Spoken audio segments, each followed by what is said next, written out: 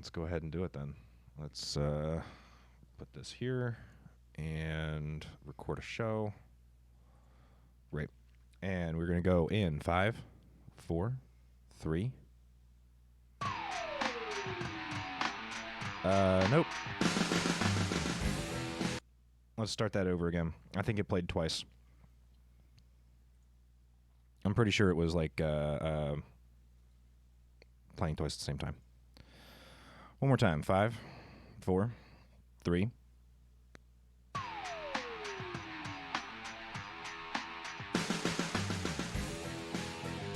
You're listening to the Converted Podcast, the podcast about the guild Convert to Raid on Airy Peak, US.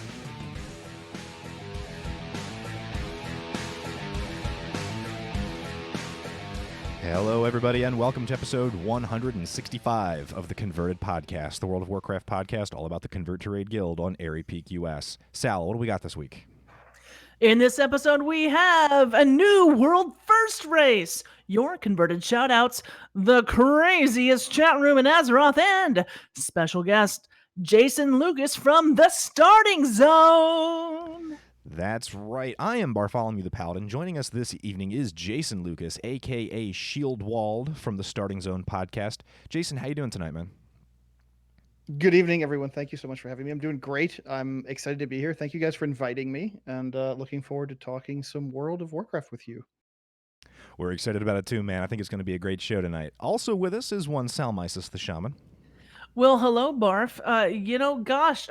Horrific visions are not easy. They're not easy. I've not completed. Wow. I've wasted, quote unquote, a few vessels because I'm not getting what I need to get. But goodness gracious, I wish I could just practice and stuff, because they are fun. It would be nice to have a practice mode, and I've even seen people say, "What if we had a challenge mode where we could time ourselves, no rewards, just go through and see how good we can do." Yeah, well, if we had that, then we can practice, and then go get the big rewards. But as it is, I'm not doing all the dailies every day because ain't no one got time for that, unless really trying to. Because I did up the rewards on that immensely for your coalescing visions. But I am doing the assaults. I am doing the mini visions, whatever they're called. I'm doing everything with the word vision on it. I'm doing that, and I'm doing the assaults. I'm getting the stuff, and I'm getting the gear, and I'm getting with the crud all over my face, and I'm having fun, and it's nice being back in Pandaria. So that is what I am doing. I'm glad to hear you're having a great time, man. Absolutely. Fraz, what have you been up to this week? Well, I've been doing amazing, and I have a new standing desk set up, and I like to crack jokes from time to time. So I am finally have my job of being a stand-up comic. And back in WoW, I thanks for coming to the show, folks. We'll see you next week. Yes. Goodbye. I'll be here all week and tip your waiters and stuff like that. And I've in the game of WoW though, I unlocked Valkyra last night. Got my Valkyra Warlock Ronzu up to level 27. So having a lot of fun with that. And really enjoying it. I know it's hard, so Sal, please don't kill me. Please don't kill me. I love my mecha gnome. I'm working my gnomes. I'm still a lion's mane. Oh no. Sal's gonna kill me. Barf, back to you. Yo, man, Valkyra is a cool race. I got to be honest with you. They're a really fun. Did you get a chance to play around with their mobile Hearthstone trait? Not yet, but my friend Leo Wild has, and he uses it to mine stuff and go after rares. So I think what I might do is I might look for some of those rares in some places. This might be one of my horde gathering things, horde rare places, because you have the regular Hearthstone, you have the Dalaran Hearthstone, the Garrison Hearthstone, and they have 4 Hearthstones and 8 more slots in their bags. I mean, Valkyra, they have it all. Definitely the farmer's choice. Frazley, are you really standing? Yes, I really am standing. Look, I'm jumping. I'm also standing. I can't jump because I have neighbors downstairs. Yeah, probably why. But I've got a garage downstairs, so it's all good. also, I nice. have plantar fasciitis, so I can't stand that long. But yeah, I have this giant, enormous, takes up my entire living room desk right now because I have this teeny tiny Williamsburg apartment in an enormous. It's as big as my couch. This desk, but Nice. I've got 4 settings on it. And did I hear you have 4 monitors? Yeah, I do. But Nice. I like to keep church and state separate.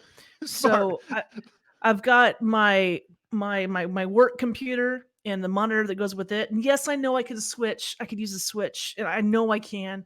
I'm not gonna do it. Don't at me. So and I've got 2 monitors. I don't need more than 2 monitors for my gaming. I just don't.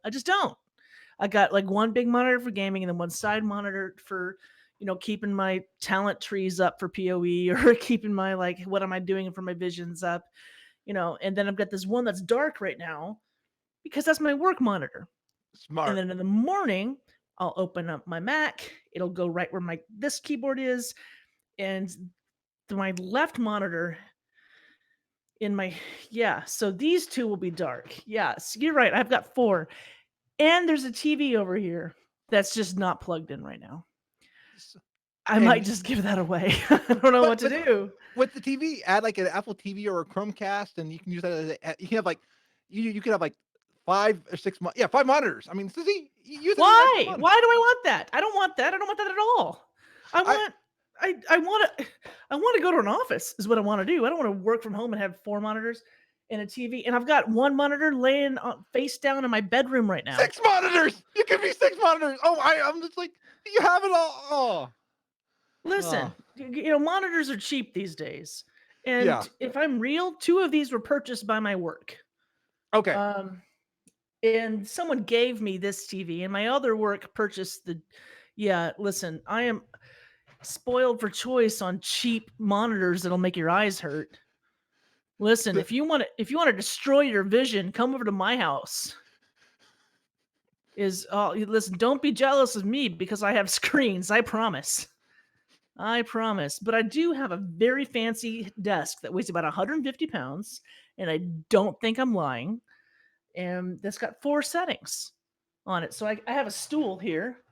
So I can roll the stool over. I can sit down on the stool.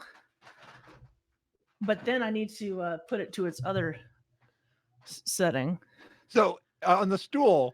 Oh my goodness! So if you are your whole desk moved. Yeah, no, my desk moves up and down. I've got a stool and I've got a chair. Now, just as long as you aren't Will Smith in that new Bird movie, otherwise you'd be a stool pigeon. Ew. No, and this stool has like a rounded bottom, like it's sitting on a ball. Ooh. Except it's not inflated. This is the best audio. Yes. So this is a convert to setup craft. Your podcast on how to get the best setups for work and gaming. Don't follow. Tip number 1: don't follow anything Sal does. If I were to set up my own studio, nothing would be the same here at all. Nothing. All of this is just what I've accumulated. And I think in 2 weeks from now, we'll be looking at a different wall. With scary Coney Island face guy, right? Ooh. Still no. He's on a different wall. There are 4 walls. You can only see 2. Okay. Anyway. Now, somebody who has a wall behind them with stuff that they've accumulated is Barf. Yo, thanks for that, man. So I haven't been playing as many of the horrific visions because I have spent my time in Heroes of the Storm recently. Have you guys seen the Heroes Hearth tournament that has been going on, the Celebrity Clash League? Have you guys heard about this? No. It was this past Wednesday. Excuse me, I got sick guy voice. It was this past Wednesday, and it was the Wednesday before that. And it's going to be this upcoming Wednesday, I believe. Heroes Hearth, who, Jules is with, and there's a whole bunch of really great people over there at Heroes Hearth, have been putting on what they call the Celebrity Clash League tournament. And I was watching that, and I have been so like head first forward into Heroes of the Storm recently. It's not even funny. I've been playing Storm League, getting my butt kicked because I'm bad, and that's been fun. But it doesn't matter because I'm excited about the game, and that's all because, really, truly, it's all because this like community decided, we're going to put a tournament together with some cool names that like are going to be fun to watch, and it's just nice to see broadcasted Heroes games again, like with commentary and analysis and all that. Like I missed that. I didn't realize how much I missed it until I saw it again. That was one thing that I missed that at BlizzCon. This was my first BlizzCon, and I missed all the hero stuff, and I'm glad that the community is keeping it going. Yeah, the games have been a lot of fun to watch too, man. Go check out Heroes Hearth on Twitch because I know the VODs are there at least. They're probably also in other places as well, like YouTube, but I haven't actually looked for them there. But I can tell you that they are over there on Twitch. And I believe the next game is going to be on February 3rd at 9 Eastern, I want to say, p.m. Looking forward to it. It's going to be a good time. Sal's taking selfies. Like, surprise face selfies. I really like how I look tonight. I can't. You look nice. I've got the black sweater and the green hair and the green glasses and the black green lipstick. I got the heavy eyeliner on. Yeah, that's just I'm feeling myself right now. Well, you know who also has a beautiful black shirt and could wear eyeliner if he chose to? Yeah, I think you'd look good in eyeliner. I think you would. Fellow podcaster, warrior man, and all-around cool dude, Jason Lucas, from over there on that starting zone. We are super excited to have you tonight, man. Yeah. Hi, guys. I don't really have anything enlightening to say about furniture configuration or anything. I wish I did, because I think it's something we all struggle with, right? So, I mean, I think that's a niche that you guys could really fill if you had some, some advice to offer us. Because my setup's a mess. So, an audio feel podcast free. about furniture configuration. I think there's definitely listeners to that. There's a market, and we call it table talk. There you go. Oh, it could even be ASMR.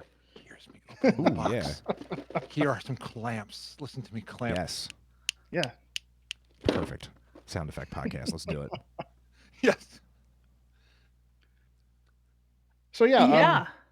I instead of rearranging my my gaming space, I've just been spending a lot of time in WoW. Obviously, a fresh patch. We're just 3 weeks in. This week was the first week of really taking the item level shackles off and being able to do higher Mythic Plus keystones for better rewards and stuff like that. So I spent a fair amount of time doing that, making our way through some Nyalotha stuff, working on some normal and heroic, and very strong first impressions of the new raid.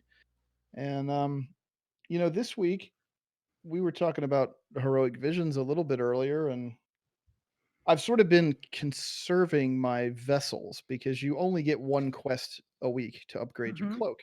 And I know that as we get farther into the process, you're going to need like 6 vision runs in order to get your weekly upgrade if you want to do it in one reset. So I've been hoarding those things, but I hard capped this week, and it's like, well, we have 7 more weeks of ranking up the cloak.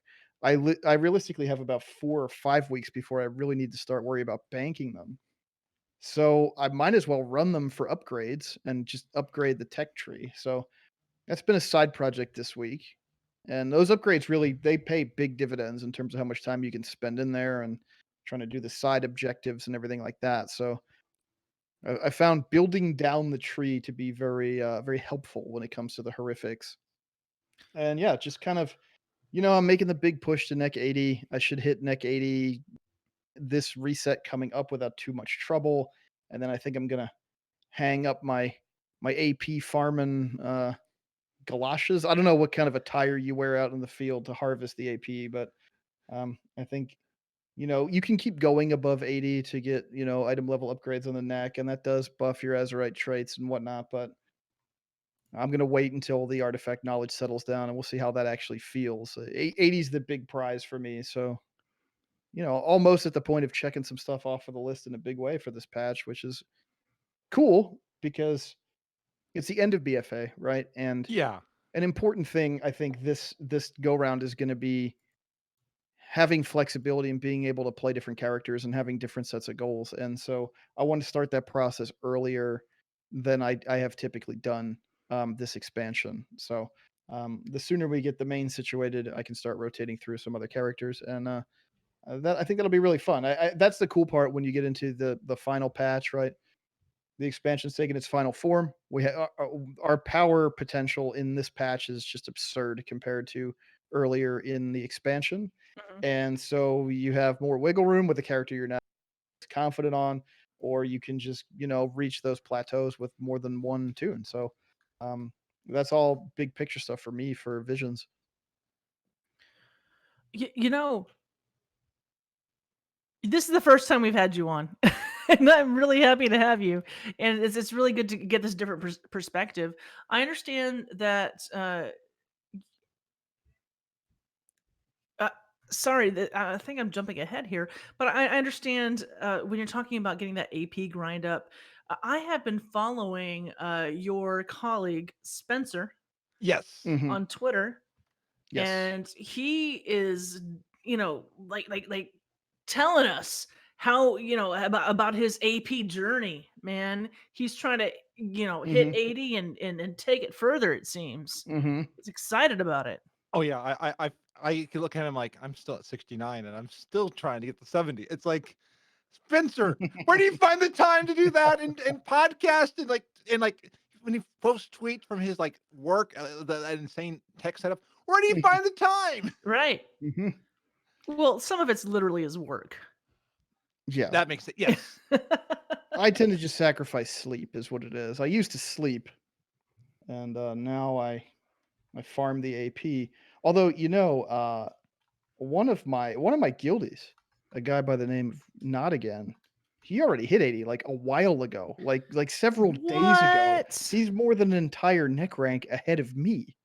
Nottingham So is in the chat room now. yeah, he is an AP madman, and an unsung one at that. So yeah, he's I mean, it's out there. It all comes Whew. from participating in a lot of different elements of the game, and if you really want to get on that AP farm, you can find it in every corner, and which is cool because it makes you want to try out different activities. So I like anything that encourages you to check out something that's not part of your normal routine, but maybe you feel rewarded from doing, or you discover a new thing that you think is fun in the game. That's I think that's the mark of good systems design, is something that makes you want to explore different elements of the game. And it's nicer that it's not different weapons this time. It's one neck and you don't have to be like, okay, I'm putting it into this one. Yeah, and decide which weapon to put into. Yeah, it's a more unified system. It gives you a little bit more flexibility. I mean, the essence system sort of plays against that, and I know that's been a very controversial conversation since this summer. um, Hmm. I'm kind of in the camp that essences are gear, and that you need to do the content that rewards them in order to get. It's just, if you want the sword that the dragon drops, you have to go kill the dragon, right? I mean, some of them are a little bit time gated. They're tied to reps and stuff like that, but there are the mechanics in place now to reduce the time investment. So it's a work in progress, but I think no matter how much you pressure Team 2, they're never gonna say, "Hey, you know what? Character power, that's account wide. If you get power on one character, all your characters get it." That's just not how this game's ever gonna work. So I think it's more about approaching the conversation from like, well, how can we eat? What are the pain points in reacquiring this stuff, and how do we smooth those over versus, hey, I just want Santa Claus to come down the chimney and give me my gear. All I want for Christmas is you, essences. Yes. And Yeah, just give me the gear. yeah, just give me the gear. I don't even want to play the game. Just give me the Yeah, give me the gear so I can immediately stop playing the game because now I have all the. exactly. That seems reasonable to me. What So if I got the how are gear you? and then I could use it in all my other games? Ooh. Ooh, there you go. I get that new dragon sword. and I bring it to Zelda. Ooh, That's real Santa Claus action right there. that would be a No, it would be Call of Duty, but yeah. it would You don't definitely use be a swords breath in that game. Don't be silly. and at least you don't lose the swords in WoW. You have to pay gold to repair it, but you don't lose them like you do in Breath of the Wild. Yeah, that That's a fair point. it's always fun when the thing you're using to fight just breaks in your hand and then you can't do anything about it, and you have to Yeah, go it's pick a like stick up off the ground. Yeah, that would be great actually if we could get the dragon swords ported over to other games. I'll go into Terraria and be like, ah. So, how are you finding the raid so far?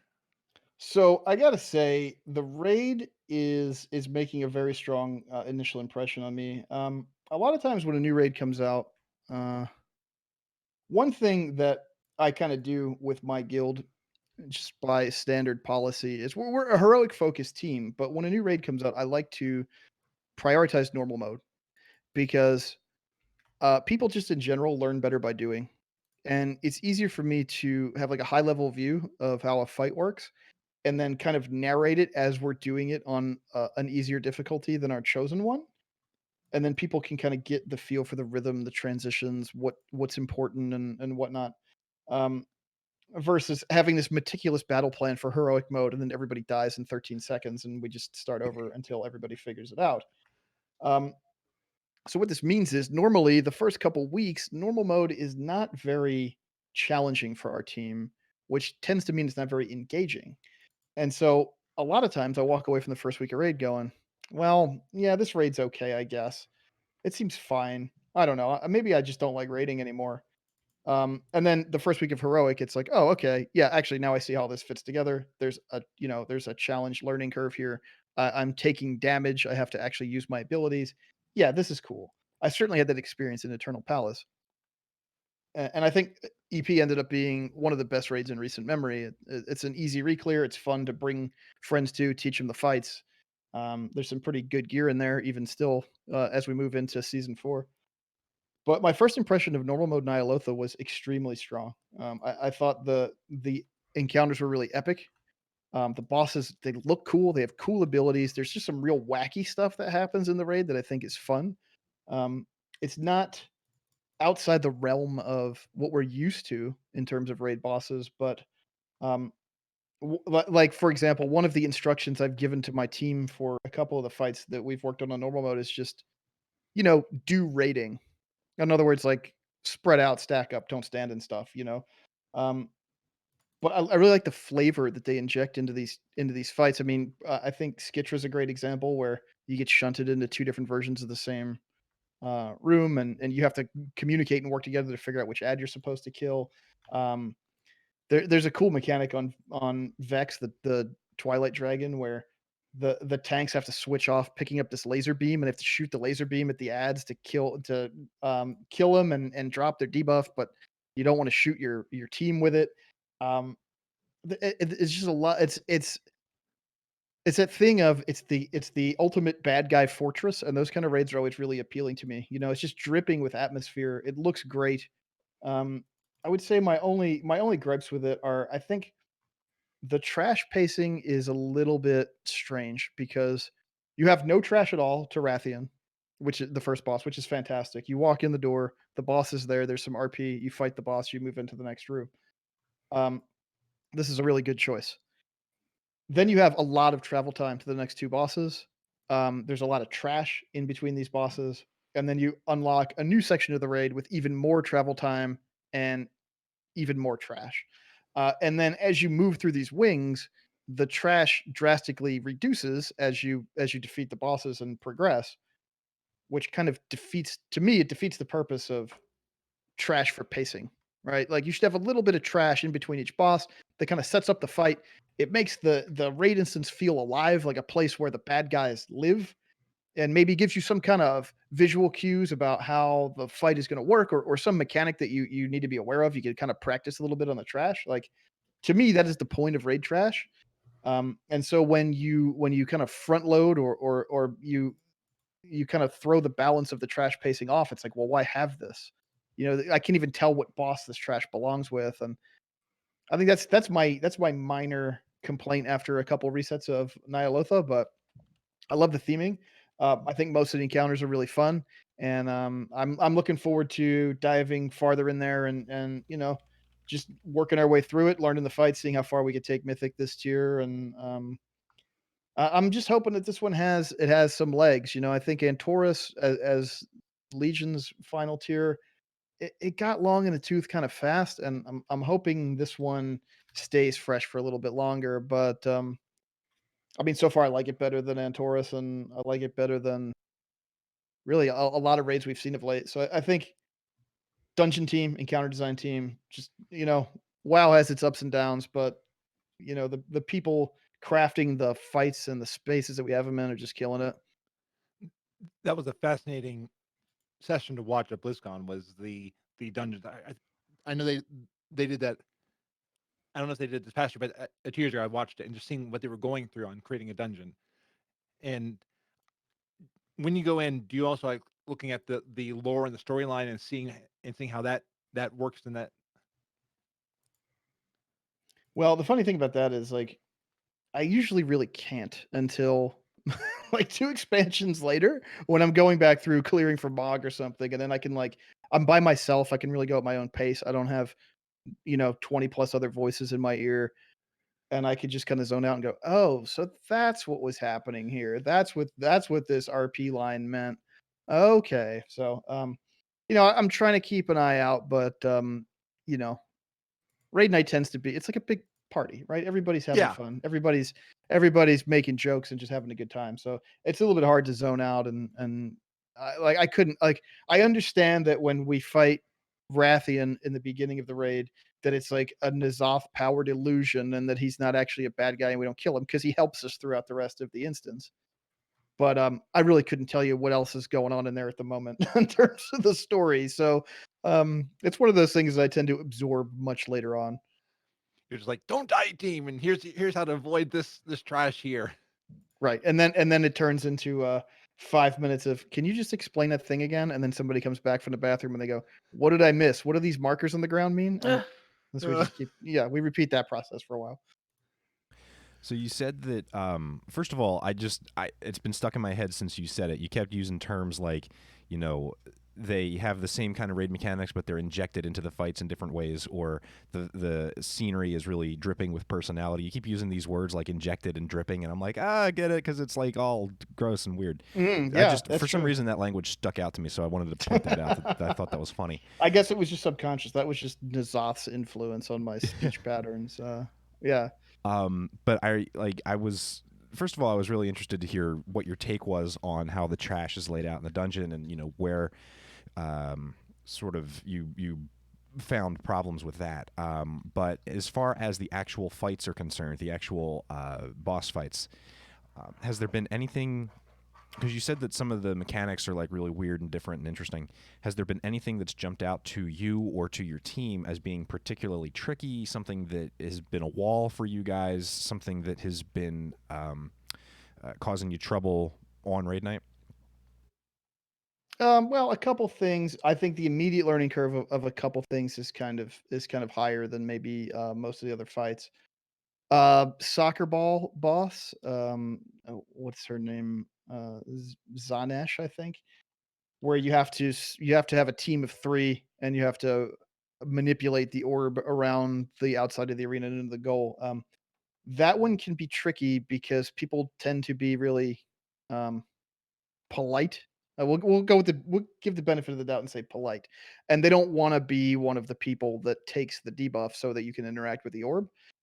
The problem is if all 3 of those don't get soaked, then you take a spike of damage when a thing erupts. So even though on normal mode, 1 person can manipulate the orb around the room if they have some speed buffs, it's pretty bad if the zones don't get soaked. So, that's one thing that the first couple weeks we've sort of had an issue with where it's like, "Guys, just, take the bull by the horns. We all gotta learn this. So let's do it in a low pressure environment. Get in there and check it out." And I think the N'Zoth encounters, like, we actually haven't killed a normal corruptor yet because it demands too much of a raid team our size and with the delta between our top performers and our lower performers.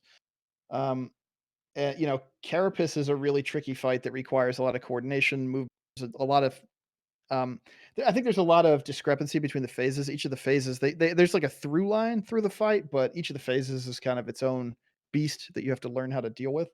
So I think that could be tricky for some teams that goes beyond, just the bounds of just do rating. And then Corruptor is just a strain for um, in every way imaginable, even on normal mode, right? Like your healers are taxed, your DPS has very tight windows where stuff needs to die or the raid cannot continue to exist.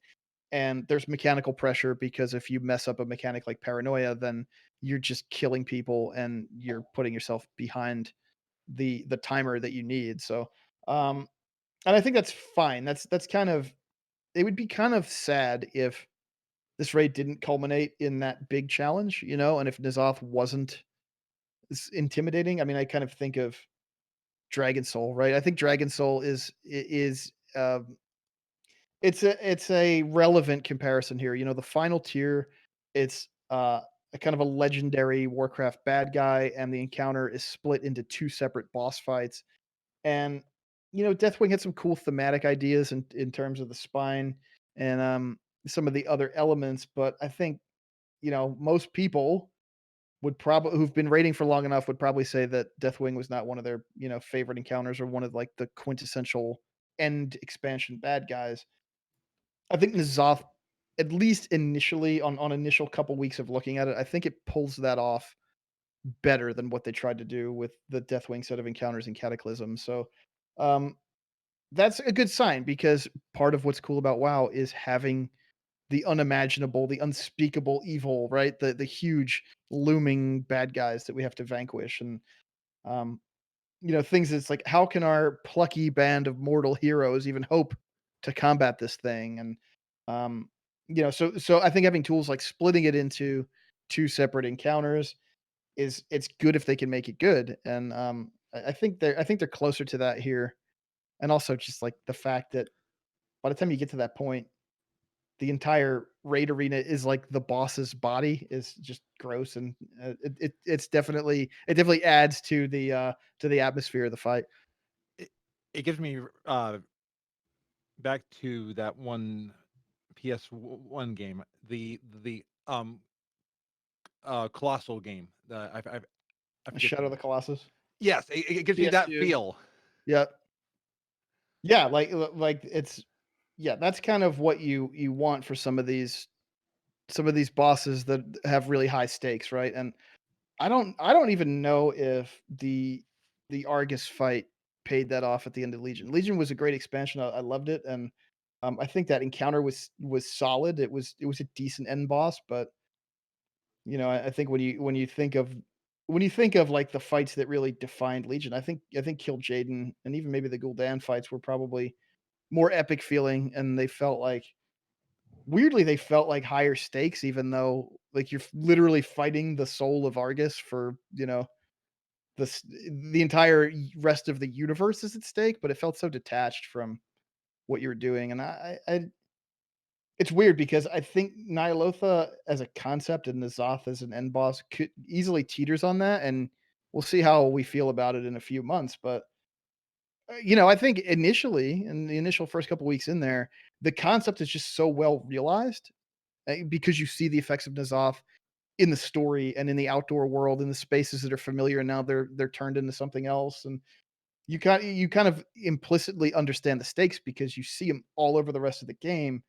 It makes this kind of heady concept of like, well, Nyalotha isn't a place; it's a state of mind. I think it makes it play better. It's a little bit subtle for a video game, but I think it works pretty well. Yeah.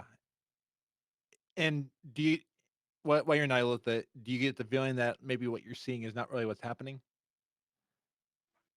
Maybe. I mean, I think actually they pay that off decently well with the Rathian intro, but then I don't think, the Skitra fight where you're seeing different illusions. They kind of make little references to it, but it doesn't seem to be heavy in the theming elsewhere in the raid. I don't think that I think almost plays more into the Mythic Plus season and seeing like the Shadow Realm, and then you go into the realm with the obelisks, and you can kind of see this twisted reflection of reality. You see like the shadowy versions of the mobs that live inside the dungeon, and you can move around them. Like, but I think the theming, that speaks to the theming of the whole patch and season. It's very strong and very consistent. The visual language is very consistent, and that that helps you feel the stakes, and you feel immersed in the content because it's all parts of the whole. I think that is one thing they nail with Vision, the aesthetic and the way the mechanics kind of feed into each other. I mean, I'm not to say that it's perfect, and there's certainly some. I think there's some strange choices overall in 8.3 and some pain points, but I think the good stuff is really good, and we tend to get bogged down as WoW players in the gripes because it's like we live here, and Mm.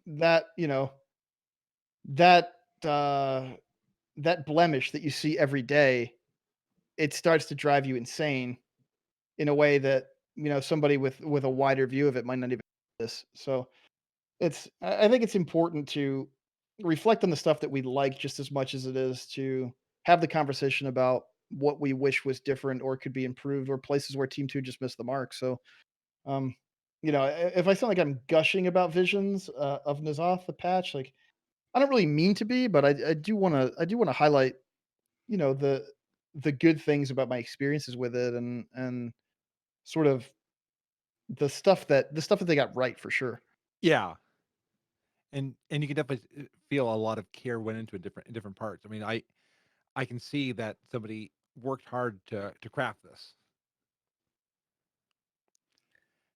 Yeah, I mean, And I think probably the biggest time sink of WoW development is getting the art assets finalized and right and finished and placed and making them work properly. And there's a lot of new art in this patch. There's a lot of new assets, the buildings, the architecture, the creatures, spell effects, weird stuff that happens to your character, the madness effects and whatnot inside of the yeah, horrific visions. So yeah, and again, it's all part of, making Nyalotha as a concept come to life and really play inside the patch. Oh, okay, but like Thunder King was still the best boss. Thunder King's like a top 3 ever boss for sure. I love a 5.2 Isle of Thunder, Throne of Thunder, Leishan. Yeah, I mean that's easily on as short a list as you want to make of my favorite stuff ever in this game. So, right there with you. Time will tell how 8.3 Nyalotha N'Zoth ranks, but that's a high bar for me, Throne and Lei Shen for sure. Now, if you're going to compare Carapace to Spine, I mean, So Spine, the only thing to me that Spine has going for it is the thematic coolness of flying around on Deathwing's literal back, yeah, and the idea that like, oh well, he's going to try to throw you off of his back, so you have to position yourself accordingly. I think other than that, the fight was at least on normal difficulty. I did it on heroic back when heroic was the highest difficulty, but I only did it a few times, and I don't have strong memories of how it worked. It felt a bit like a time waster. Like how cool would it be if you could ride on Deathwing's back? And they were like, yeah, that would be awesome. What happens when you're riding on his back? Well, I don't know.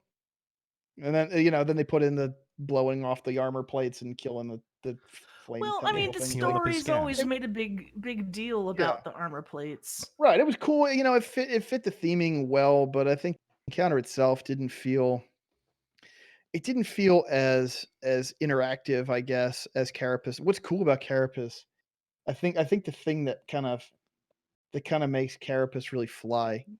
The intermission phase is weird, right? Because you go back to the entrance, you have to run up one of the sides of the platform, you kill the tumors, you kill the growths that are healing him.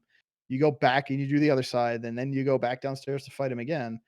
But in phases 1 and 3, the tentacle slams, like the way they kind of rise up from the sides of the room and they cast these shadows that go like halfway across the entire room. They slam down for fatal damage if you're underneath them. You know, and in phase one, they sit there and they're like pulsating, and there's these growths on the side that you have to kill off. And um, I think that adds a real element of danger and just that sort of like ominous feeling. It's almost like cinematic in a way, you know, the way the shadows creep across the room underneath where the tentacle's gonna slam. So um yeah, I think Carapace is a pretty cool fight, and I think it sets the stage for the final encounter a little bit better than Spine did, even if we're not riding on a dragon. I So was joking. I really hated that fight. I I hate that. actually quite liked the last fight of Dragon Soul, if I'm honest. I did because there was so much going on, and it Mhm. to me it did feel epic. Mhm. Even though like Deathwing's like underwater and you're fighting his toenails, but it didn't feel small. You know, Yeah, there's definitely a sense of scale in that fight. Sure. yeah. I didn't like how Thrall stole the kill in the end, but He wanted that loot drop. Yeah. Although he still had Doomhammer at the time, which would have been like that was like 3 expansions beyond anything you could even get yet. So I don't you know what he needed it know, for. you know, He just has he knew transmog was coming, and he wanted some additional, and he knew we'd be able to eventually transmog our legendary. He's like, okay, so I want it all. I mean, yeah, he is a Farseer, so that Yeah, makes sense. well, the elements have abandoned him now. and one thing I'm always amazed at with you and Spencer, because you both are a part of the Starting Zone podcast. And I don't know how you do it. Every patch, you're right on top of it with an awesome new episode to give people a look into what's coming in the patch. I still remember I was doing LFR on one of the wings. I listened to it on my home. You helped me avoid being killed on that little bridge thing. I mean, that is like that showed. I'm so glad because I half the raid died, but I was like, nope. You said move away, and I did. Well, you apparently didn't listen to enough of the show because then you would have heard me say, "Don't do LF." Oh, But yeah, that's like the running gag. Is I just don't ever. And yeah. you know, not all of TSE's listeners appreciate that outlook of mine, but you know, sometimes they let me have it when I start trashing LFR. But yeah, I mean, to your question of like how do we prep like a patch episode or a boss guide or something? You know, it just comes down to a lot of almost everything I do in game. It becomes like subconscious TSZ prep, right? So if I'm running around doing something, if I'm messing around on PTR, if I'm reading, you know, something on Wowhead or MMO Champ or something, it all sort of just like feeds back into the loop. But we have made an effort over the last, I would say, 2 years or so to block out a lot of time to do patch guides. Like when a patch is coming out, we will schedule a record well outside the bounds of our normal time. We will record for as long as we have to. We will enlist the help of any friends that we can possibly get. And the biggest thing is the shift in the WoW publishing team's documentation. So huge shout out to them, to Josh and Katie and Randy and everybody else involved in getting those patch notes out. Because I don't know if you noticed this, but patch notes come out on like Thursdays now. They don't come out on Yes. Tuesday afternoons. They come out days in advance. So we have time to pour over them, figure out what we need to know, find out what's official, like what actual changes are shipping. These things all help a lot. So, but you know, the bent of the show is really about like what Starting Zone is about is what is happening inside of WoW? What can you do? What can you go do this week? We want you to listen to the show and go, man, I can't wait to get back to my computer and play WoW. And if that's what you feel like after you listen to an episode of our show, then we did our job. That's what we set out to do is get you excited to check stuff out in WoW. So, you know, it's been an easier task of late than maybe it was a few years ago because the game is reasonably dynamic these days. You know, there's a lot of stuff that happens on a week to week basis, and you know, BFA the update schedule's been a little bit slower than in Legion, but still plenty of new stuff going on. So, you know, it's just I think it's just a matter of WoW is my primary hobby, right? So I'm always in the game doing stuff, and that just feeds into the conversations that we have with with our audience. So it's awesome. It's really rewarding to know that the work that we put into the show pays off for the experiences people have. I mean, I hear from people all the time who are like, "Oh, I love listening to your show. I learned so much. I got into PvP. I got into raiding. I got into Mythic Plus, whatever, because I listened to your show, and I'm enjoying the game in a way I never did before." And it's like we're spreading that WoW gospel. That's what I want is people who are excited about WoW and finding ways to enjoy it because I want people to play with. This is Yeah. an MMORPG. We need each other in order to keep it rolling. So I want people to get the most out of the time they spend in it.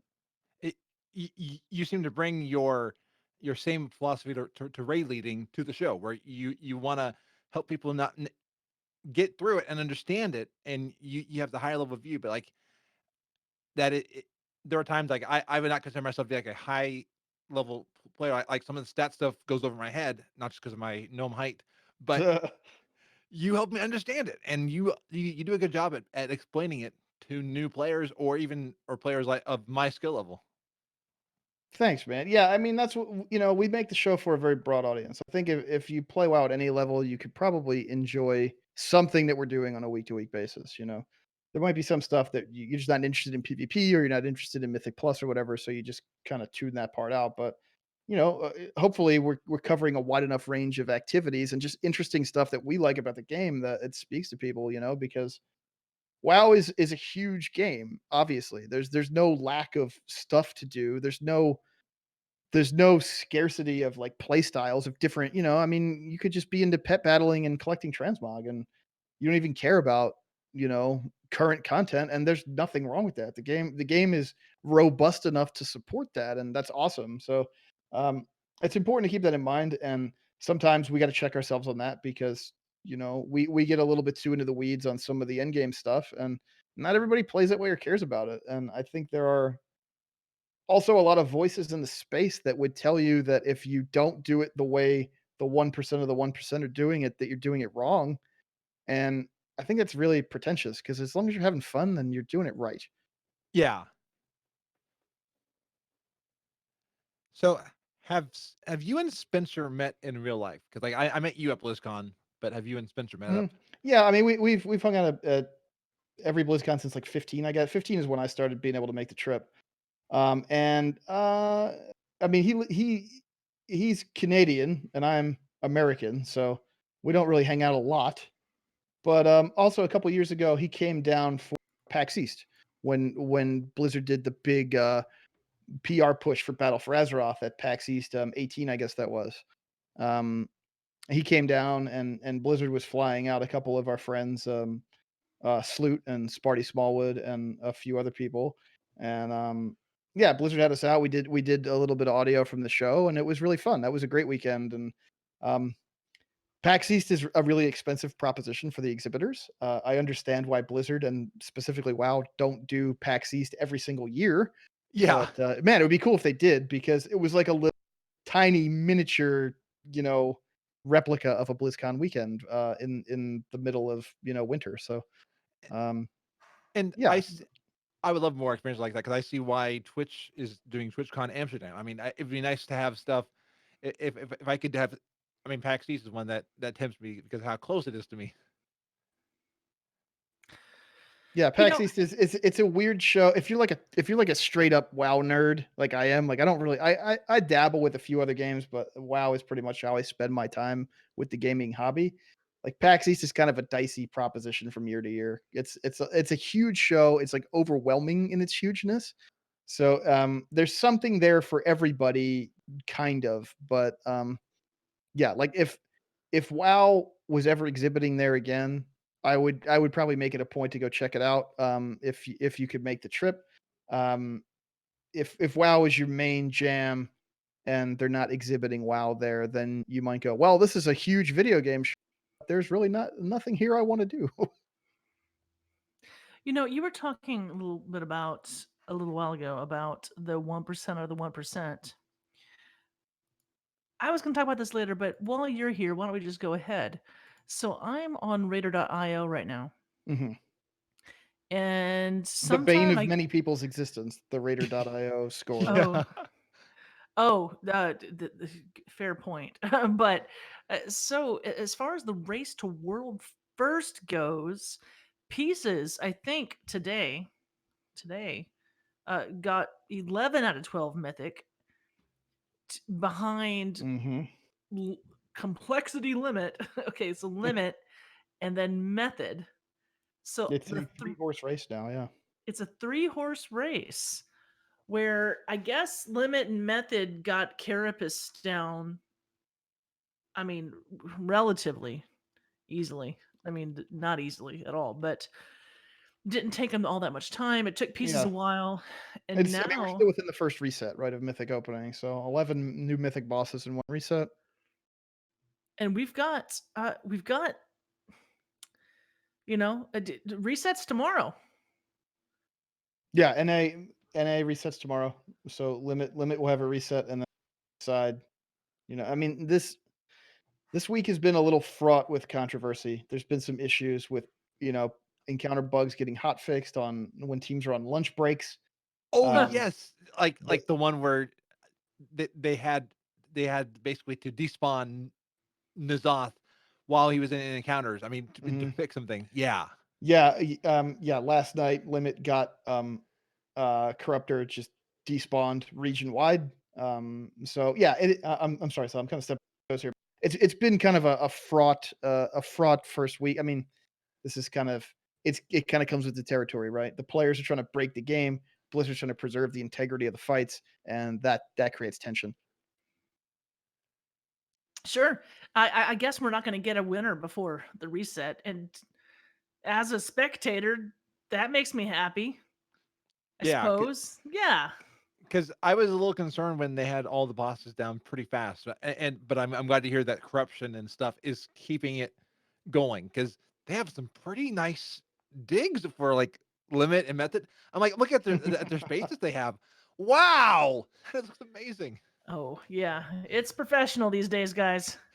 They have like the giant board where they can move the different raid icons around. I'm like, oh wow, Yeah, they're going all John Madden on it this time. yeah. At this But point, it's not just people in their living rooms. You know what I mean? And yeah, well, I So, mean, this is the first tier since Limit struck the deal with Complexity, right? They announced that deal, I think, BlizzCon week. So we were well past any relevance of Eternal Palace at that point. And Complexity is a big esports org. They have a lot of corporate partners. They got a lot of sure. resources. So it definitely ups the ante for Limit and for the race as a whole. Um, I kind of think overall the race is kind of bad for us as players and kind of bad for the game because these players are literally trying to break these encounters. These encounters are not designed to be knocked over in one or two resets, right? They're designed to last you for a while. I mean, this is the last content drop we're going to have in World of Warcraft until Shadowlands comes out. So, um, I think what I've been trying to impress upon people is we should think of the race to world first not as an esport, but as speedrunning. It's games done okay, quick for yeah. raiding, right? And if you look at it through that lens, I think it's a lot healthier way to contextualize what's happening as well as relate it to your own raiding experiences. Mm. I, I like that perspective because yeah, because you're right. This stuff, and as Jenny says, it is final beta testing. I mean, so the good news is it's going to be beta testing. Like DBM is working with Limit on perfecting Right. the Nyalotha data through it. And not taking the portal is essentially the same as going out of bounds and having like the ability to just walk over the wall. And he's like, "Yep, we just did Dungeon Yeah. 5 in 2 minutes. There we go. GDQ. Let's Oh, get it." what if they're splicing together video on the streams because that's a big controversy in speedrunning is the splicing. Is your video a true speed run or did you splice it? Is it like 5 or 6 speed runs together? Right. Y'all are talking outside of my knowledge at this Speedrunning is when you point. play a game quickly. No, I Yeah. know what speed running is.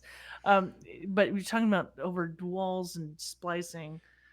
Yeah, sometimes like there are glitches that are known that you can glitch the game and walk through the Yeah. walls or L- go like uh, underground. Barf. There's a way to bring the Zelda and Ocarina of Time's loading screen, the menu. There's a way to bring that. There's a way to bring that out of that menu and into the game. And Yeah, it the has back like in time glitch. yeah. No, Listen, you're not going to tell Barf something about Zelda that he don't know. That's true. Yeah. Yeah, you're talking to the wrong. You're mansplaining to the wrong man. I'm so sorry, Barf. anyhow. So Jason, in all of Yes. this, the rating, the visions or the podcasting, what would you say has been like the funniest moment you've had? Oh man, I don't really know how to answer that. Um, I think I've been playing with the same team for a really long time. Um, since I joined the team that I'm on now in Firelands, and we've been consistent every tier since then. Bit of a a shifting cast of characters as you might expect. Um, but the same kind of core people that the team orbits around over the years. And when I think of like what makes me laugh the most or the hardest when it comes to the game or playing the game or experiences around the game, it's those nights in voice when somebody does something silly that live on. Those in jokes that survive for expansions. And Happy people that weren't birthday! even on the team, like learn the in joke and you tell them the story and then the legend grows. And then, that's the stuff. And then it comes up totally out of context and you just start cracking up about it. That's my favorite thing I think about the social experience of the game overall is just, that shared language that you develop when you have experiences together. And you build a group and a camaraderie. I that was cool to like. I got to sit down at a table with chicken and waffles and hear people from Rubber Chickens talk about different things like happy birthday and just like just them having fun being together. And I was like, that's what's really cool. It Yeah. transcends the game, transcends the raids. Yeah. I mean, that's what makes WoW, vital 15 years in. The encounters are really fun. It's a great co-op game. It's maybe the best co-op game ever designed. And the important thing is, in a lot of cases, the people that you're playing with, not the content that you're playing through. So, it's important to keep that in mind. And sometimes it's easy to lose sight of that too. I mean, I certainly do from time to time when you're fixated on downing a boss that's kind of turned into a roadblock, or you're having some kind of frustration in the game. you know, it's important to remember the value of the connections you make with other players and how that enhances everything you do. I mean, I can't tell you how many listeners from who you see the progression of them asking for advice about how to get more involved in the game, and they're kind of adrift, right? They don't have a home. They don't have they don't have any social connections in the game, so everything is match made. The other people they play with are essentially NPCs that are more obstacles to them getting what they need to accomplish done than they are like other players helping them do things. And then you can kind of see the progression of like, well, here's some resources. Check this out. You can find some guilds here, or here's a way to find a guild that meets your needs. And then you can, hey, I got into a normal raid tonight and we killed 5 bosses. It was the most fun I've had in the game in 8 years. And thank you guys so much and all that stuff. That's a really rewarding part of having a platform and a voice in this space because I mean, WoW has been one of the most rewarding hobbies and social experiences I've had in my life, and I've had some. So I want other people to find those opportunities and just have fun with it, man.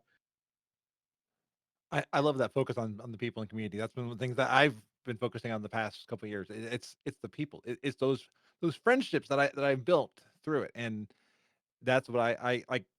To me, Legion BFA are a blur of some of the stuff, but the people I met there are there. I mean, again, I'm in CTR because of meeting Silverbolt, and we Right. bonded over that friendship. I mean, and we remember those guild runs. Yeah, I mean, it's an MMORPG, man, and those massive amounts of other players are what determine your experience in the game. So, I mean, like I said, there's no wrong way to do it. Have fun battling and grabbing Mog and fishing and doing whatever you want to do. There's nothing wrong with that. But if you're looking for the deep engagement with the game. I think you're doing yourself a disservice if you aren't making those social connections with players for sure. Mhm. Well, I think it's time for our new sounder, Barf.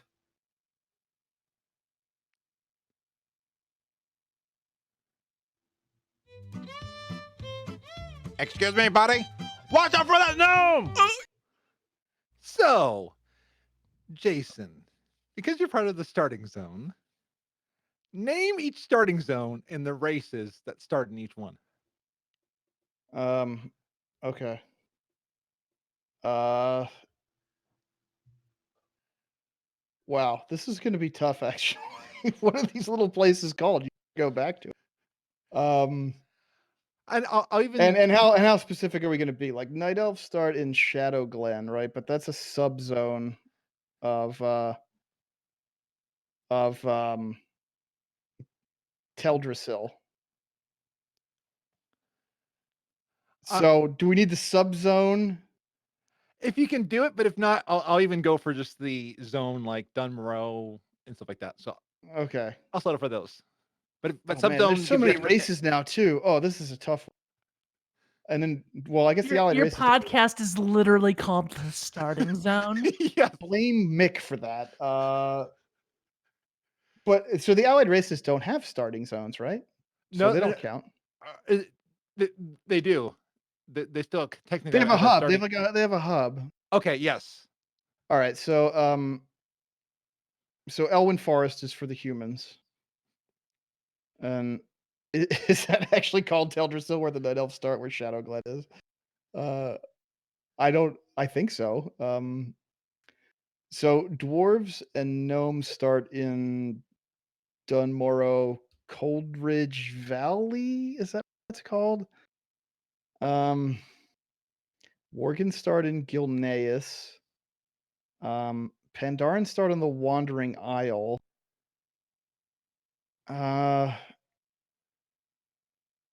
Orcs and trolls start in Durotar.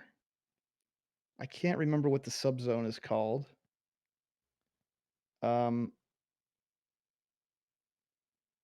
Undead start in oh man. Is it no, they don't start in Silverpine Forest, do they? I can't remember. I haven't played Undead very much. Tauren start in Mulgore, I want to say, is what's on the tip of my tongue there. Goblins have the thing in Kazan. And let's see. Is that all the races up to Pandaria? And how did I do so far?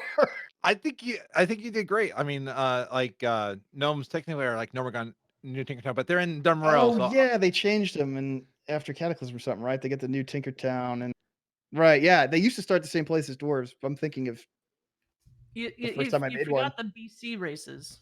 Oh yeah, I did. So okay, Drow and I start on Azure Mist Isle, yep. I want to say, and Blood Elves start in whatever high elf name place is. Isn't that Silverpine Forest? Quel'Thalas maybe is the name of that zone.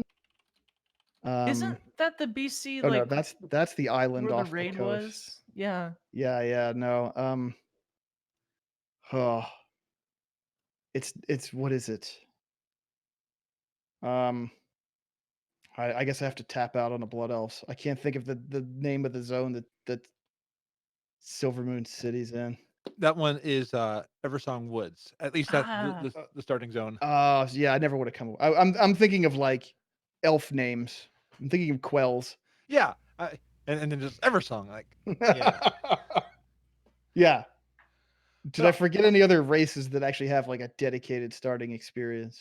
Worgen, Gilneas, I think You got that I one. said Okay. that, I think, yeah. Then yeah, I think you did great because you're right. Alley races are in hubs but not starting zones. Yeah, they have their like thematic hub, but they don't have a intro questing experience. And I wanted to catch you before Shadowlands because then in Shadowlands you can just be like, it's Exile's Refuge. Right, yeah. There See, that's kind of like cool, but also sad in a way because like for a brand new player, like you have to go do that experience. And it seems like it's gonna be cool. And I kinda like the single funnel that because it creates well, again, we're talking a lot about community, about social bonds and experiences. Having that shared kind of narrative that you're funneled through, I think helps create that right from the jump. But one of the coolest things to me back in '04 was the unique flavor of each starting experience. oh Whether it yeah, was the night elfin forest, the snowy mountains, whatever wherever you started, and like the camera flyby and the voiceover, like it in just a few moments, it set the stage for that character's journey so well. Um, I do I don't think we think said Mulgore. I think I said Yeah, he Mulgore. did. We'll have to check the tape. yeah. Okay. I hemmed and hawed because I couldn't remember what it was called, but I think Mulgore came out of my mouth. Okay. I want to believe anyway. So yeah, I mean, we'll see. I think ultimately the Shadowlands rework is good for new players, and I think WoW needs to become a generational game to survive well into the future, right? We need the children of the old school raiders to get involved in the game, and even though the you know the old curmudgeon in me doesn't want my level reduced, and I want things to stay the way they were, I see the value in a streamlined and more inviting experience. So And I hope and it pays off. what's cool is you can still go back to the old starting zones. And I love about WoW that there's so much content. Like I still got to Yeah. go back and do like the Isles. I mean, like Thundering Isles. There's a lot of different content I still got to go back and do. So it's not like I'm lacking content. It's just lacking what I want to do at the time. Yeah, sure. I mean, the way they've been able to leverage, you know, in some cases decades old content in recent experiences, I think it's going to serve them well the more of that they do going forward because the world is rich. The world is the main character of the game. The world is what makes you want to check out that next zone and get to that next level plateau and see the next bit of the story. So, the more they can leverage that and make the world feel relevant, I think the better for the long term health of the game and for players finding it.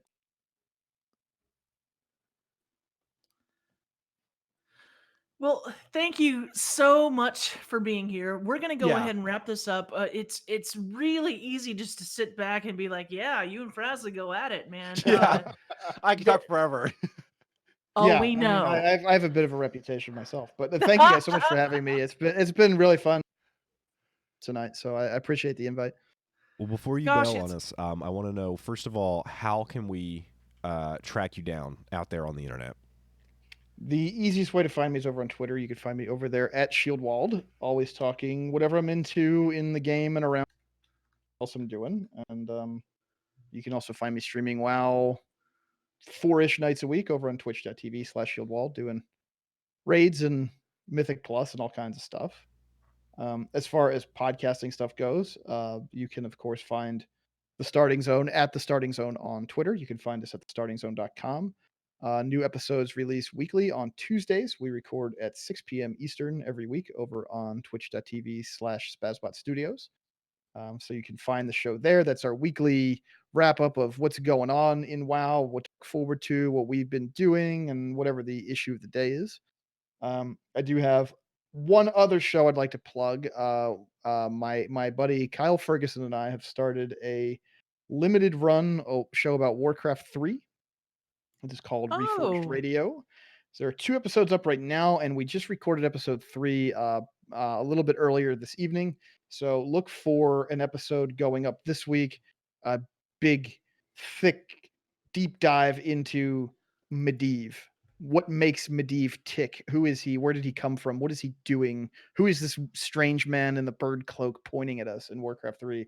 That so yeah, that's a really fun new project that we're getting off the ground. Just Kyle and I just kind of sharing, our love and our passion for Warcraft 3, which is that is the game that set me down this path. So, and I think Kyle would say the same as well. So, um, yeah, two different flavors of shows, certainly, but yeah, hopefully you guys check them out and dig them. You're going to talk about that super smooth launch of Reforged? That's an interesting question. Obviously, it's been a rough week for a couple of people who have sort of committed a long time ago to diving in with both feet, or well, I guess jumping in with both feet because you dive head You first. But dive with your um, head. Yeah.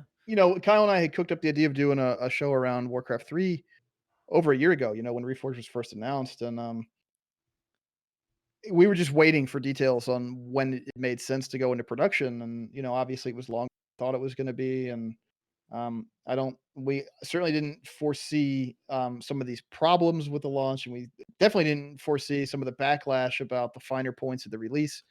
So it's interesting. The show is not going to be dedicated to like week to week news and gameplay tips and dissecting blue posts and Reddit and all that.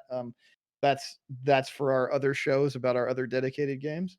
Hmm. It's more of a lot of it is like a how to play primer. Like if you've never really played RTS before and Warcraft 3 is this awesome important game, then you love WoW and 3, but you never did and you don't know how. Like our show can help you with that. And if you just you want to know more about the characters and how Warcraft 3 kind of fed into World of Warcraft and where everybody ended up, and that we're going to talk about that stuff. And I'm sure it'll come up, and we'll probably get some emails and stuff. But I think Warcraft 3 is a game that stands alone and that stands the test of time, regardless of what the Reforged release kind of does to its reputation.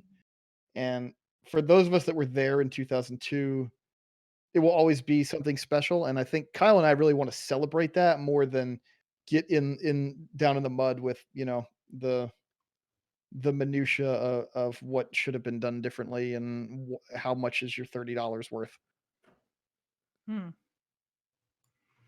All right then. Well, Does thanks that again. answer your question? I mean, gosh, yes. So I was being trolly, and you're like, no, And we're not going to talk about that then. and Well, I Sal, mean, I'm sure it'll come up at some point, but it is not going to be part of the initial run because we have some stuff planned out that we really want to dig into and just display to the audience the kind of stuff that we want to talk about. Hmm. yeah, and it's more timeless because today there was a blue post by Blizzard. People may not agree with it, but the blue post was saying, here's what Blizzard's going to be doing to rectify the issues. So by the time all that stuff happens and people will listen to the Warcraft 3 podcast, that stuff may be all resolved. Right. I mean, it's going to go one of a couple ways, right? Either it kind of kills Warcraft 3's legacy forever anyway, or the episodes stand on their own for what they're intended for, and you know 2 years down the road, nobody cares about the rocky launch and the problems with multiplayer disconnects and stuff like that. Like it sucks, and it's a shame that the game was released in the state that it was in terms of the multiplayer stuff. The campaign stuff that is a whole other story, and um, that we could do a whole episode on that, I guess, and about all the different sides that people have chosen and on that battlefield. Well, I got to tell you, I'm looking forward to listening to it. Yeah. You definitely picked up a subscriber today, for sure. I really like the way that you present the whole plan here of like, yeah, man, we're going to talk about this game. We're going to be positive about it. And I mean, I know I've listened to your work before, and I've listened to a bunch of Kyle's work, and you guys are both really positive people, and you're going to bring something I think really unique to the conversation. So I do appreciate that. Thank you so much for hanging out with us tonight, for being so involved, like just everything that you've described here today and everything that you talked about. You got really in deep on some of these things. Like you took a lot of the work off of our shoulders, man, because you just was like, all right, let's talk about this thing, and then just it was Yeah. makes for a real Well, you guys easy but also made- really easy to listen to interview. Yeah. Well, thanks again, guys, and I'm sure you probably knew what you were in for when you asked me to come on. I mean, so, but yeah, it was fun. I love talking. I love what you guys do for the community and for your audience. So, yeah, a privilege, a pleasure. Thanks for having me. Thanks. Thank you so much for being thank you. here. I think we're going to switch on over now to Fraz. I want to hear what your frazzled thought is tonight, buddy. So my frazzled thought tonight is, what do our characters or alts do when we are logged out? You ever seen Toy Story? No, I've never seen that. What is No. that? It's a movie involving a cowboy and then a space astronaut. He's like, I'm a real astronaut. You're not an astronaut. You're a child's plaything. I can fly. No idea what you're talking Someone poisoned the water hole, and it goes into they have like 4 movies plus all the other things. So it's a movie about Something about snakes and boots. yeah, snakes and boots. Yep. I got a snake in my boot and stuff like that. And then Woody gets on with Bo Peep and stuff like that. So Stop. Haven't you seen Toy Story 4? Woody gets it on with what? Bo Peep. Yo, it's true. Have you seen Toy Story 4? Toy Story 4 gets adult fast. Yeah, What? it does. I legit haven't seen Toy Story 4. Oh, you should Oh, see it. but It's I actually remember really good. It was is. it Toy Story 3 that had like the crane. trash burner? Yeah. Oh, and then the people. And you think they're all going to go into the incinerator, and that was terrifying. Well, did you see the YouTube prank people have done on Toy Story 3, where they will edit out at the last second and they'll roll the credits right as they're about to get into the incinerator, and people are like, "What did I just watch? The toys are dead." But yeah, so Toy Story. What are we talking about? Okay. We're talking about Toy Story and how toys, when we are in another room, they will move around. I mean, I've got plushies in this room and they move around when I'm not here. So I was thinking, what do our characters and our alts do in game when we're not around? I thought about this for a minute, and I realized I didn't have an answer for it, but it made me realize that I only had a story for one of my characters, and I don't play that character anymore. I had an undead priest who I played from Burning Crusade until middle of Pandaria, probably. No, that's not accurate. Maybe Cataclysm. It's just something like that.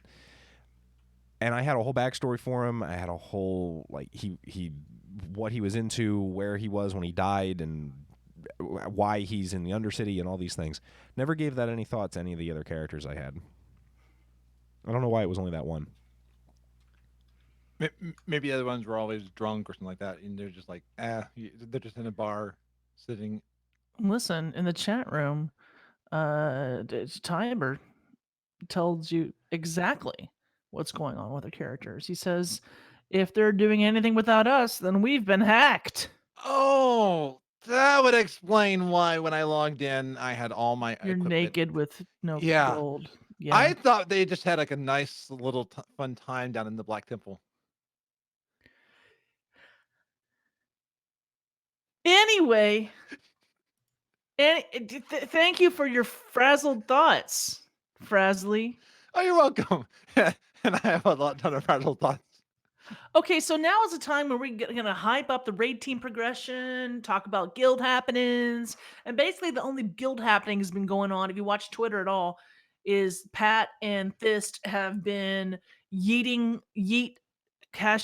across America, and where they drove from the East Coast to the West Coast, and I don't, you've explained yeet to me before. We did like 2 weeks ago on this very show, and I still don't. I'm okay, but yeah. So that's what's been going on in the guild. Except, holy moly! So last week I said, hey, we don't have this website anymore, so we can't like keep up with what our guild teams are doing. And all the guild teams have been posting stuff in the convert to rate page, channel, Discord. I can't talk. I'll tell you what it is right now. No, it's a Discord channel called Progression Updates. So your raid leader needs to put their information in the channel. It's just in the Convert to Raid Discord channel called Progression Updates. And holy moly, Frazley, do you want to tag team this? Sure, sounds good. You start with Hump Day Heroes. So Hump Day Heroes are 3 of 12 north, normal after their first night of the week, and they said yes, that trash is no joke. Hump Day Heroes are now 7 of 12 normal after the first lockout. That's right. Threat level midnight is now 9 of 12 normal. And they're heading for Raw Den, but they just ran out of time. And Standard Dragon Protocol, week 1, they've completed 9 of 12 normal. Nice. Fallen Knights, 11 of 12 normal after their second raid night of the tier. And HV Hydro, You can do it. Hydro Volunteer Fire Department. Yeah. I always think of VFD from like Student of Unfortunate Events, so I have to go into this is not like Count Olaf. I'm gonna get you, Baudelaire or friends. So it's not that. But yeah, Hydro Volunteer Fire Department is at 7 of 12 normal. Nice. Project Fail Sauce is now 11 of 12 normal. Facepool is at 11 of 12 normal and 1 of 12 heroic, and they added a smile. Yeah, there's a lot of emojis in here. Rubber Chicken Coalition is 4 out of 12 normal. Relentless is now 10 of 12 normal. TLDR Just Pull says finishes 8.99 out of 12.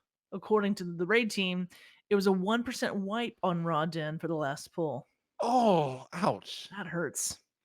United Orgrimmar Classic raid team is 6 of 10. That's 6 of 10 Molten Core. Oh, nice. That's awesome. Troublemakers are now 5 of 12 normal. Bacon and Kegs is now 9 of 12 normal. Rectified is 7 out of 12 heroic. And they said on their extra raid night, Relentless is now 11 of 12 normal. Nice. Dark One's Own Luck is now 11 of 12 normal and 1 of 12 heroic.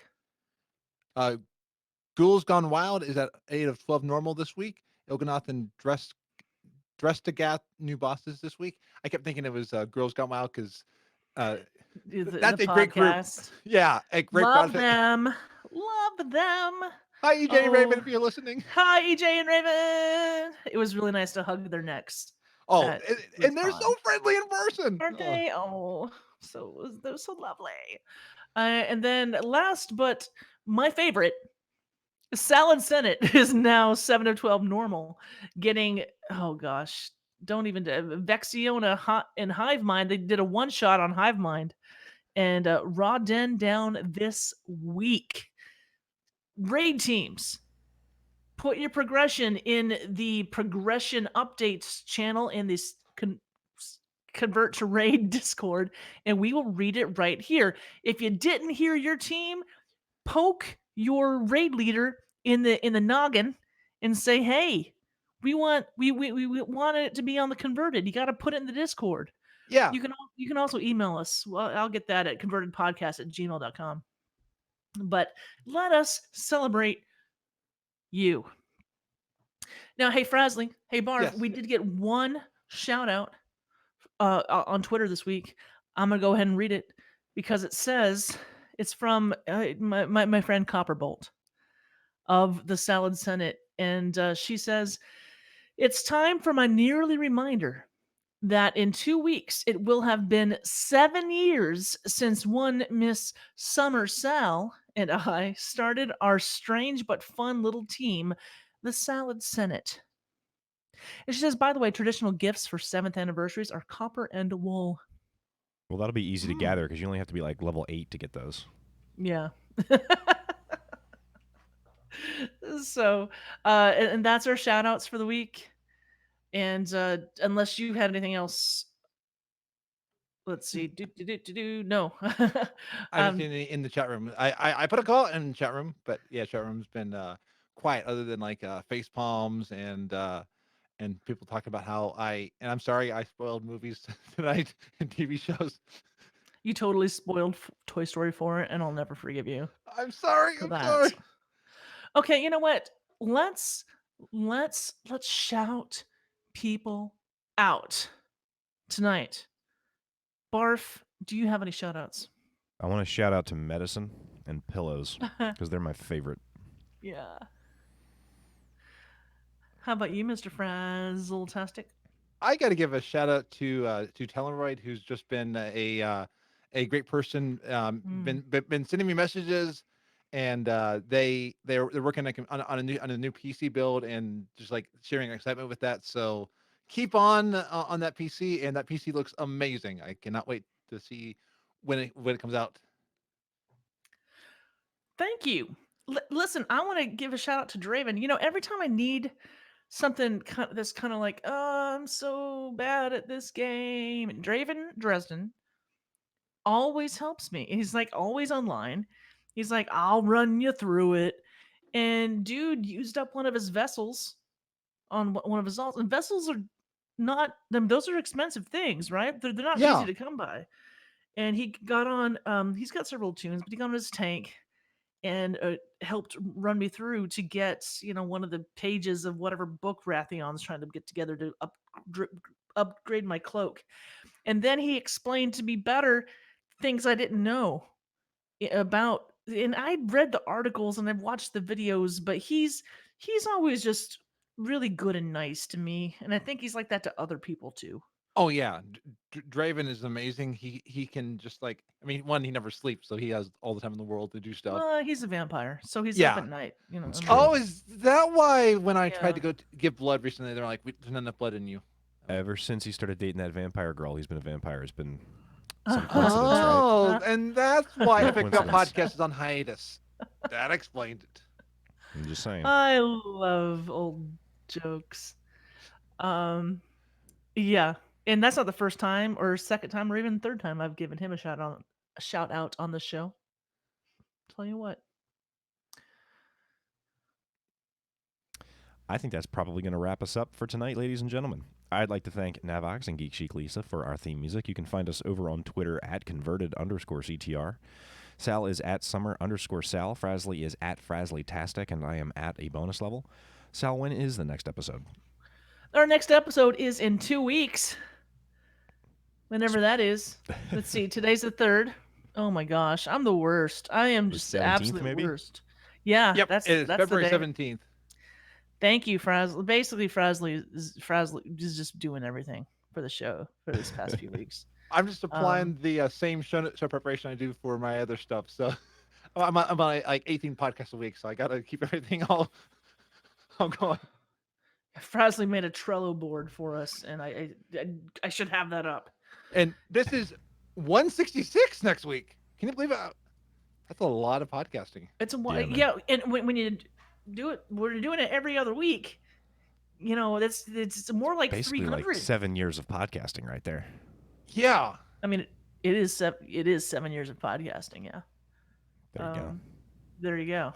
See So that? yeah. Wow. So if you put it that way, man, you see that first episode of me and a Belschnickel? Whoo! I look skinny. It's so beautiful. And I meant to ask you, is Belschnickel based off? I saw Belschnickel appear in The Office. No, there's an episode of The Office where Dwight dressed up as Belschnickel. The Office was first. Okay. I was wondering. I was meant to ask you that. I mean, the story from The Office is a real story. Oh. That probably came from Germany or somewhere. Okay. I don't know. I'm making that up, but that sounds right to me. And then after that episode of The Office, at some point, that is when our friend, whose name is Omar, decided to call his disc priest Belschnickel, and then Belschnickel asked me to start a podcast with him. Nice. I'm just glad he has never tried to whap me in the face because that looked like it hurt. I mean, oh, it would hurt. He's got muscles. Oh. He works out. So don't ever make Belschnickel mad. He's also really good looking. You should just look it up. Like he's a physical trainer and an actor and a comedian. What else do you want in your life? Physical trainer too? Wow. I knew about the actor and stuff. Nice. No, not physical trainer, not physical therapist. Okay. Hey, the kind that gives like massage therapist. Hey, Belschnickel, do you want to massage me? Yeah, he'll charge you a lot of money for it. Okay, then never. I can't afford it. That's how he knows Tink. He and Tink are like best friends, and they met at physical therapy school. Nice. Oh, Fun wait. fact. Tink does the. Yeah. Wow. We're learning stuff tonight. Wow. I mean, I've known this for years, but there you go. Fun fact. So Tink can get rid of kinks in your neck. Yeah, but I think most of them work on like old ladies and old men. With their, I don't know what they do. Anyway, old people. So at this point we just need to end the show. Yes. Yeah, I don't know how we got into this tangent in the first place. Goodbye, everybody. For Sal. See you later. For Frazley. Hello. We can't start the whole show again, do we? Because he said hello. Never mind. It's fine. For myself, Tonight everybody, was our we'll see you guest next time. I love you. You can follow the show on Twitter at converted_CTR. Subscribe to our YouTube channel, Converted Podcast. And find us on our Twitch channel, Converted Podcast. And join us live every other Monday at 9 p.m. Eastern.